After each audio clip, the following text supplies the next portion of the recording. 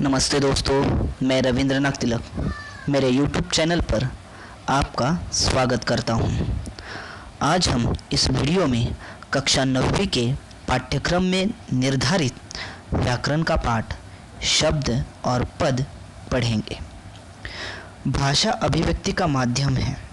भाषा के माध्यम से ही हम अपने विचारों को बोलकर या लिखकर प्रकट करते हैं। हम जानते हैं भाषा की सबसे छोटी इकाई वर्ण है, लेकिन भाषा की सबसे छोटी सार्थक इकाई शब्द है। शब्द से वाक्यांश, वाक्यांश से वाक्य बनते हैं। यह हमें ध्यान में रखना चाहिए। अब हम देखेंगे शब्द। शब्द किसे कहते हैं? शब्द भाषा की सबसे छोटी सार्थक इकाई है। जब कोई अर्थवान वर्ण समूह स्वतंत्र रूप से प्रयुक्त होता है उसे शब्द कहते हैं। मतलब शब्द भाषा की सबसे छोटी सार्थक इकाई है। जब कोई अर्थवान वर्ण समूह स्वतंत्र रूप से प्रयुक्त होता है तो उसे शब्द कहते हैं।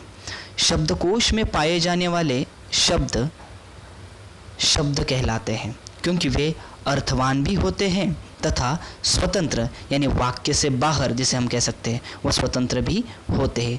इसलिए शब्दकोश में जितने भी शब्द पाए जाते हैं वे सभी अर्थवान और स्वतंत्र होते हैं। अब पद किसे कहते हैं?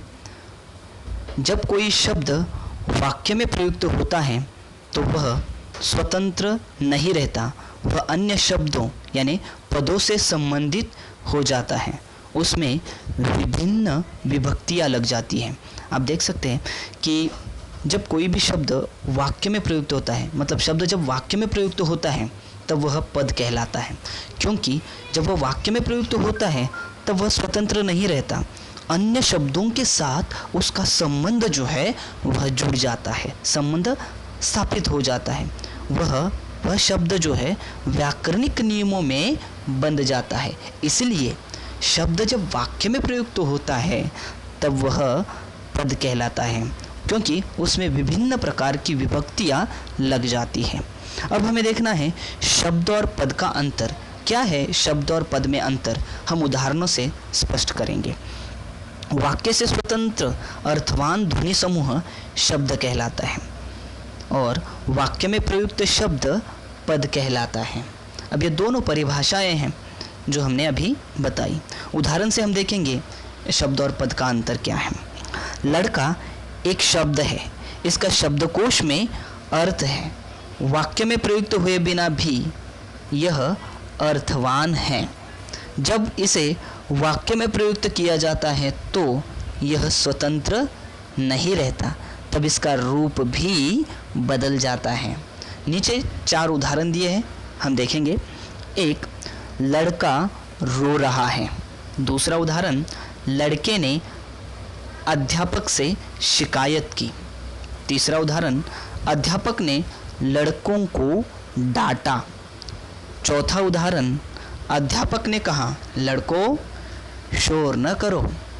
अब इन सभी 4 उदाहरणों से यह स्पष्ट है कि लड़का यह शब्द वाक्य में प्रयुक्त होने पर विभिन्न रूप बदल रहा है। जैसे लड़का, लड़के, लड़कों, लड़कों, यह 4 रूप स्पष्ट है। अतः ये चारों क्या है? पद है। तो मैं आशा करता हूँ कि ये शब्द और पद, यह पाठ आपकी समझ में आया होगा। धन्यवाद।